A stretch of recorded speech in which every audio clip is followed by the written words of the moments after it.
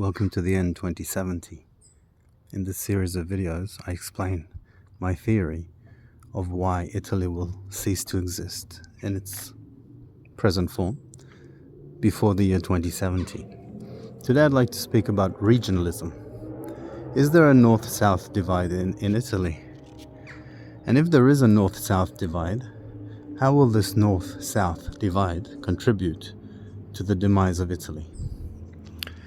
And so I'll straight out say yes, there is a north-south divide in my opinion.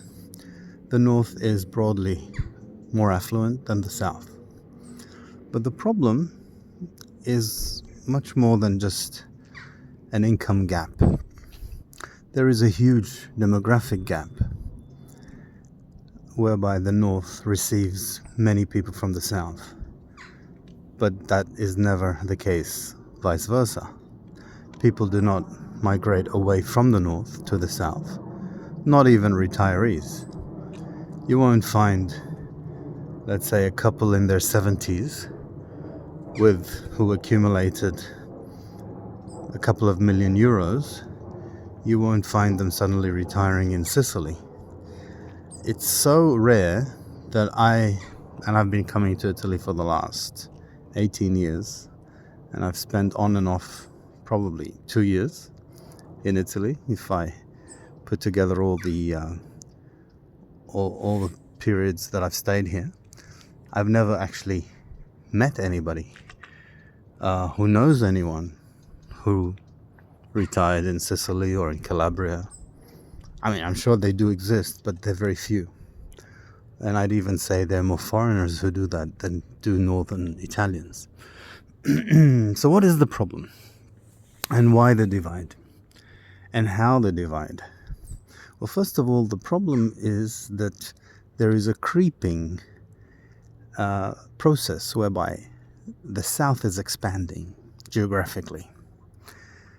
There is really no more a solid center in Italy. And what do I mean by that?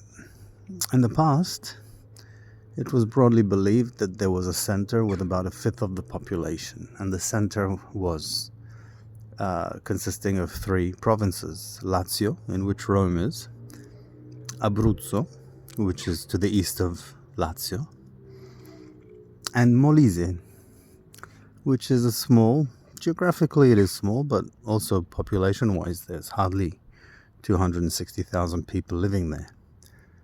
A beautiful province, but very sparsely populated. So these 3 provinces were considered to be the center. And La Marche, Toscana, and maybe Emilia-Romagna were also somehow considered to be the center insofar that they were not part of the north. But that's disputable. Some people would say they're northern, others would say they're central. So in any case, the center did exist.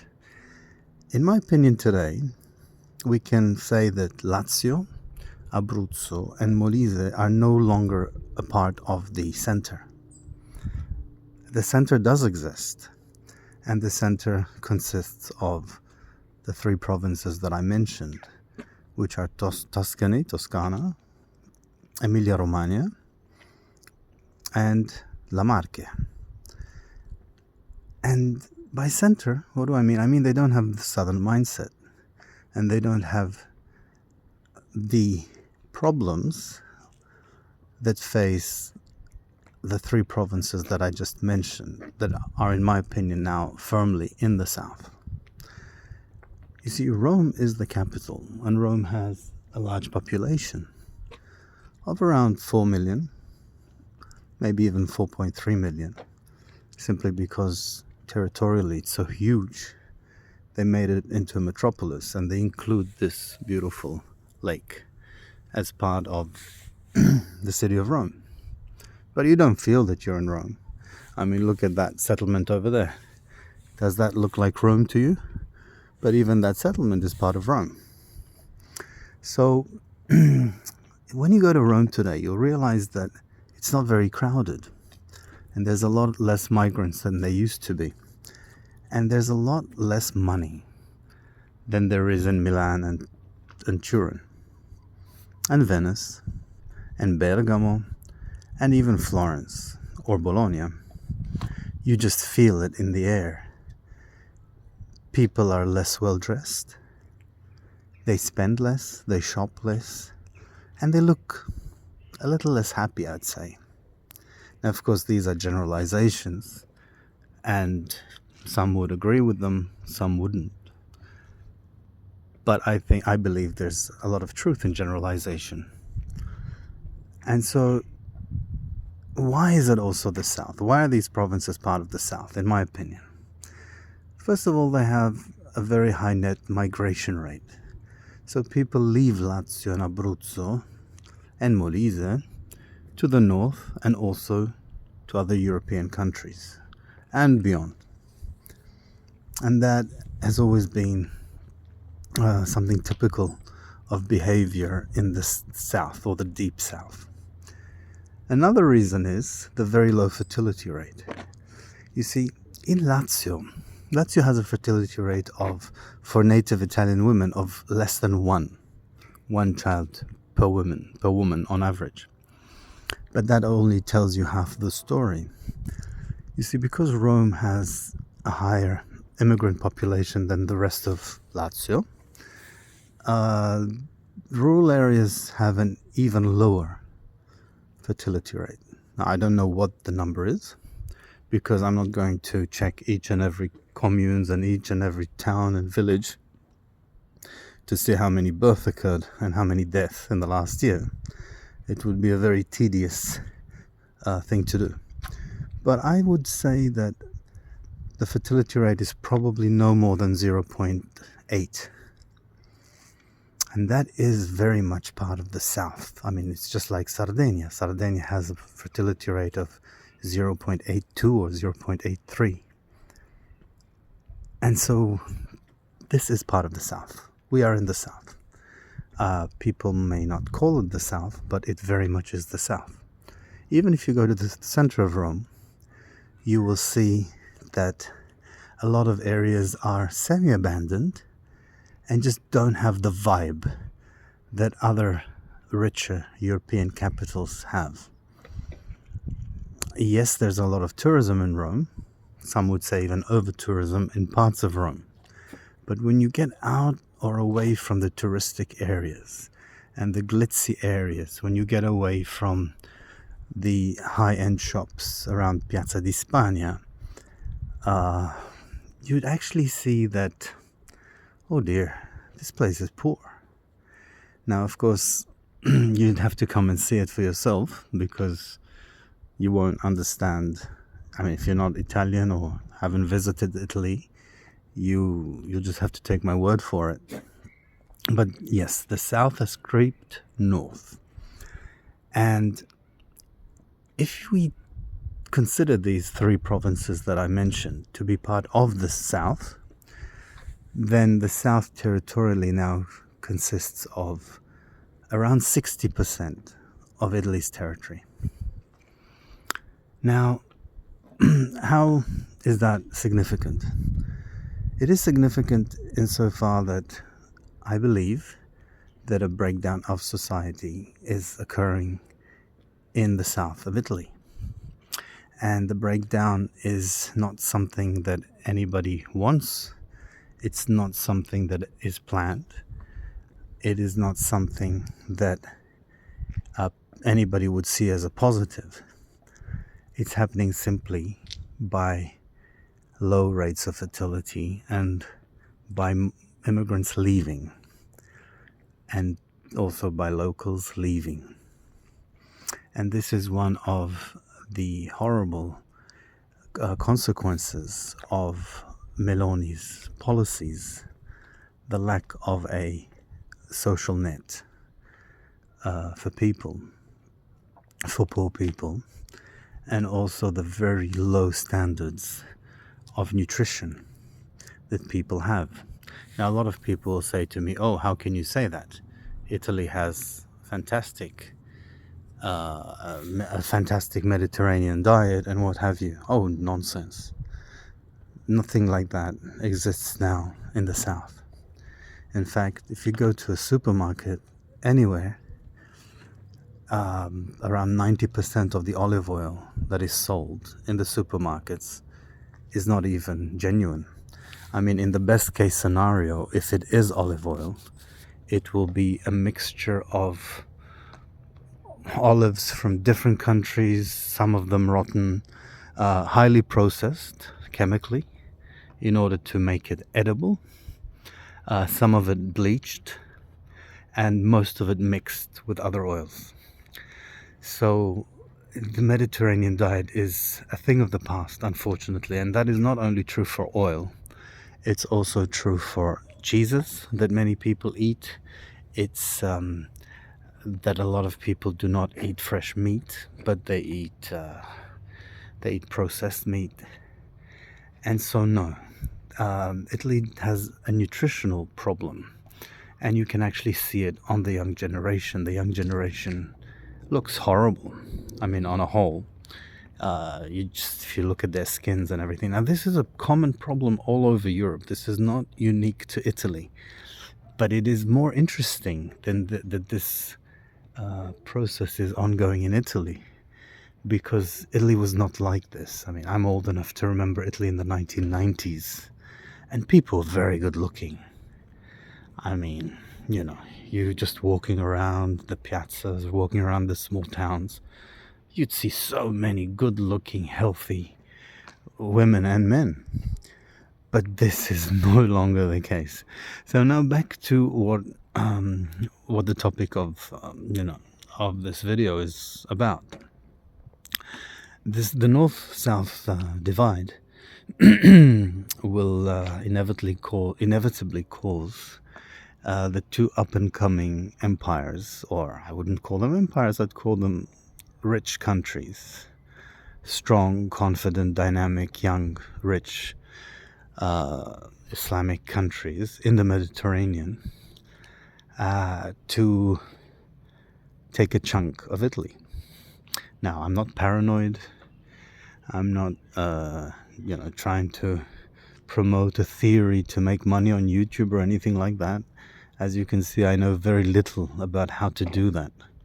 And I'm in fact not that interested. I mean, if I can just get to a target audience of Italians and other Europeans mainly, or other Westerners who care about the fact that an important country like Italy will be no more, then I have actually achieved my purpose. So these countries, what is happening in the Mediterranean, and why is this going to happen? Why is it inevitable? There's somebody kayaking, as you can see. And so, as I said before in my past videos, Libya and Tunisia will probably form a confederation of sorts, or maybe even a fully federal united country. And also Algeria and Morocco, when the king is removed in Morocco, and I think this is also inevitable because Moroccans are not happy with the way things are going. If such a united country comes about, we'll have two confident, rich countries, and by rich I don't mean in the next 10 years, but in the next 30, 40, 45 years, we'll have two rich countries with powerful armies. And it will be very tempting for them to overtake parts of Italy. Parts that are not really highly populated, but are going to be a type of shift, or a very symbolic and real shift, that will show the world that the West is no longer invincible, and that the patron of the West, which is the United States, does not side with people from a Western European I dare say, white and ex-Christian civilization. And this will also be important for the United States to prove that. And so I really believe that the US will encourage the occupation of large tracts of territory of Italy and the expulsion of millions of Italians from the south completely, whereby around a third of Italian territory will become part of the emerging Libyan and Tunisian country that I believe will form in the next 30 to 40 years, and maybe before that. Now, how will that happen? I mean, Italy has it has a decent economy. It has actually quite a good army when you compare it to some other European countries like Spain, like I dare say the UK these days, that really have very weak militaries. Italy is okay. I mean, it can defend itself, surely, can't it? Well, yes, it can, but it probably will choose not to. Because besides the two newly formed countries that I foresee uniting and asserting themselves in the Mediterranean, we mustn't forget that there's another two countries that are also majority Muslim, and they will lend their support to the two countries in their endeavor to overtake a third of Italian territory. These countries are Egypt and Turkey, or Turkey, as is its official name is now, according to the United Nations. Demographically, Egypt in 30 to 40 years will have around 130 million people. Turkey will also have around 130 million. So we're talking about more than 250 million people in these two countries. And these countries will also be richer than they are today. It is inevitable, because they have very strong ties to countries that are emerging, such as China and India. And so we have, on one hand, in the Eastern Mediterranean, we'll have 250 million people in two countries that have a lot of grudges against the West, maybe justifiably so. And then in the Central and Western Mediterranean, we'll have another two countries, one of them Libya, Tunisia, that will probably have, by that time, at least 30 million. I'm talking around 2065, 2070. They'll have at least 30 million people. And Algeria, Morocco, that will probably have another at least 70 million. So that's another 100 million. So when we have around 360 million against a country of at most 40 million people, of which the natives are at most 34 million by 2070, I think it becomes clear that my theory is very much based in reality. This is not a far-fetched theory.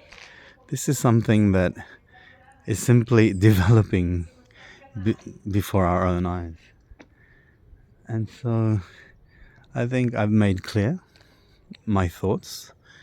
I think that the current Italian government's policies are simply contributing to this process. I think Italians are unaware. It's very much like Nero on the eve of the sacking of Rome. We are in a similar situation, except that it will take a little longer.